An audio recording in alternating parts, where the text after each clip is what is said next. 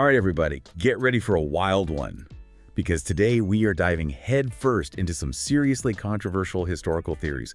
We're talking about Dr. Khalid Waleed's pasted text. And let me tell you, this deep dive is going to be a real head-scratcher. Oh, absolutely. So to set the stage, Dr. Waleed kicks things off with a claim that's sure to ruffle some feathers. He's suggesting that the ancient Islamic Meccans and the Hashemites, like the famous Arab clan, are actually one and the same as, wait for it, the biblical Hasmonean Maccabees. Okay, I see where this is going. Now, I know for some of you listening, that might sound like comparing apples and oranges. So, quick refresher. The Hasmoneans, they were that Jewish dynasty ruling Judea way before the rise of Islam. They're the Maccabees from the whole Hanukkah story, fought for religious freedom against those Seleucid emperors. Right, that Greek empire controlling a big chunk of the Middle East after Alexander the Great did his whole conquering thing. Exactly. So, we're talking about Dr. Waleed drawing a link between this powerful Jewish dynasty and, boom, the very heart of Islam. It's a bold claim, no doubt. Bold is an understatement. It's like saying, I don't know the founding fathers were secretly ninjas. But here's the thing. Dr. Waleed doesn't just stop there. He goes on to suggest this connection, it isn't just some random coincidence.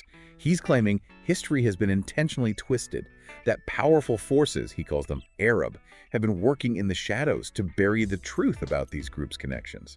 He even throws around the term offspring of vipers to describe them. Whoa, okay, so we're venturing into, let's say, conspiracy theory territory. Right. It's a lot to unpack, but it does make you think, though, about this idea that powerful groups could manipulate historical narratives to fit their own agenda. Like, it makes you question who gets to tell history, and how do those stories get shaped over time? It's a question historians grapple with constantly. We call it historical revisionism. Our understanding of the past, it's always evolving as we uncover new evidence and consider new perspectives. So you're saying just because a theory challenges the accepted narrative doesn't mean it's automatically wrong? There's room for interpretation? Exactly. But it's crucial to approach these claims, especially ones as dramatic as these, with a healthy dose of skepticism. Look at the evidence, consider any potential biases from the source, and honestly evaluate if the theory holds up historically. And that's what we're here to do, right? Now, it's important to note that Dr. Waleed doesn't just make these grand pronouncements without offering some pretty intriguing, albeit debatable, pieces of evidence. He points to specific historical events that he claims have been misinterpreted, maybe even deliberately. And one of the most fascinating examples is this comparison he draws between the Battle of Beth Zechariah and the story of Abraham's army attacking Mecca with a whole bunch of elephants. Elephants! All right, this is getting interesting. Oh, it definitely is. I mean, picture it. Two historical events, centuries apart, each featuring armies with elephants attacking a holy city.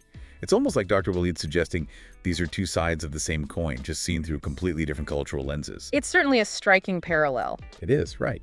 But that's where we got to put on our historian hats and ask the tough questions. The Battle of Beth Zechariah, that clash between the Maccabees and the Seleucids, it's well documented, happened in Judea, modern-day Israel. Abraham attacking Mecca, that's mostly from Islamic tradition, putting it in, well, Mecca. And that's a pretty significant distance, even for an elephant. Yeah, even with those long legs of theirs, that's a long trek through the desert. So it makes you wonder, how much can we trust what we read or hear about the past, especially when you're dealing with oral traditions passed down over generations? Right, the telephone game of history. Exactly. Details get muddled, maybe a little embellishment here and there. It's human nature. It highlights the importance of consulting multiple sources, different perspectives, just like a detective piecing together clues from different witnesses. And sometimes those puzzle pieces, they just don't quite fit. Like this whole thing Dr. Waleed brings up about Ishmael. Remember Ishmael, son of Abraham, cast out? Right, but there's that discrepancy in where he ends up. Exactly. The Bible puts him in Palestine. Islamic tradition has him in the Arabian desert. Two very different locations for one pretty important figure. It can't be both. So, are we talking literal locations here, or is there a symbolic meaning we're missing? The age-old debate of literal versus symbolic interpretation of religious texts. It's a conversation that's been going on for centuries, and for good reason. These stories, they often work on multiple levels. You've got the surface level, those literal events, and then there are those deeper layers, the symbolic, the allegorical. Right, like there's more to the story than meets the eye. Exactly. To really grasp the meaning, you have to be able to navigate both those levels. And Dr. Waleed certainly isn't afraid to dig deep. He makes this claim, and it's a doozy, that the Prophet Muhammad, like other prophets in the Quran, was a Palestinian prophet defending Jerusalem. So, a direct challenge to the traditional narrative. Oh yeah, the traditional story has Muhammad in Mecca and Medina. Dr. Walid's basically saying we need to hit the reset button on how we see Islamic history. It's a bold reinterpretation, to say the least. That's one way to put it. But it raises some important questions about how we approach history in general. It's one thing to question the accepted narrative, offer alternative interpretations, but when you start claiming conspiracies, hidden truths, that's when things can get, well, a little dicey. Because it can erode trust. If everything's a conspiracy, then how do you know what to believe? Exactly.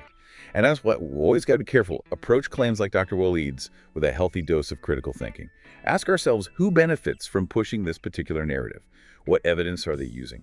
And just as importantly, what are the potential consequences of accepting this as the truth? It's kind of like that saying, history is written by the victors, right? But what if those victors weren't who we thought they were? What if the whole story we've been told is just one side, one carefully put together narrative? Makes you think twice, huh? Absolutely. Dr. Walid's work really makes us confront these uncomfortable questions about how we understand history. Like, who gets to decide what's true about the past? How do you even start to reconcile conflicting stories about the same event? Yeah, it's not like history is always neat and tidy. There's got to be some messiness along the way, right?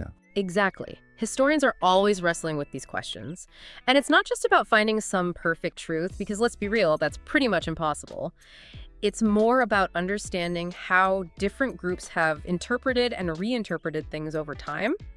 It's about acknowledging that there are always multiple perspectives on the same story, like trying to see the whole picture, not just one piece. Right, like those giant tapestries. Up close, it's just threads, but you step back and there's a whole scene, a whole story. Yeah. So maybe Dr. Walid's theory, even if we don't agree with all of it, it's like he's asking us to step back from the usual story and see if maybe there are other patterns, other pictures hidden in history. That's a great way to put it.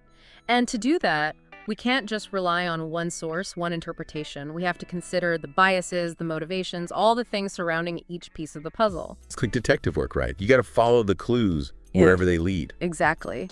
And sometimes, even when you do everything right, you're still left with more questions. Some pieces of the puzzle might be gone for good, others seem like they fit, but there's that nagging feeling that something's still not quite right. And that's okay to have those questions, right? Of course.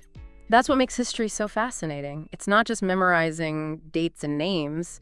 It's about embracing the unknown, those unanswered questions, and constantly being open to new ways of seeing the past. So bringing it all back home for our listeners, it seems like Dr. Walid's theory, while missing some concrete proof maybe, is a good reminder that history isn't set in stone. It can be shaped and reshaped by power, by different viewpoints, by how people choose to interpret it. Absolutely. And it reminds us all to think critically, question what we think we know, and be open to the possibility that we haven't uncovered everything about the past. And maybe more importantly, it highlights how the past still affects us today, even if we don't realize it. So much to think about. We've covered some pretty wild territory today with Dr. Walid's theory. While we may not have all the answers, and some of these ideas are out there, it's this kind of outside-the-box thinking that challenges us and makes us look at history and the world a little differently. It's a good reminder that the exploration of history is an ongoing process, and new discoveries and interpretations are always waiting to be unearthed. Well said.